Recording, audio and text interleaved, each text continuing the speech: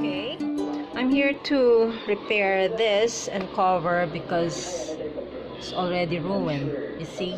So I have this cloth here and I have the pattern. I did some pattern making here and I'm going to cover this part. Okay, so you can see also the damage.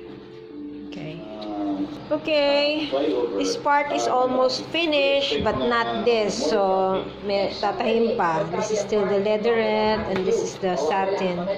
So here goes. I'm fixing this part. I am sewing here. I am sewing. I'm still not done, so I'm going to cover this part. You see, I'm sewing and this is my needle, and once I'm done it will look like that.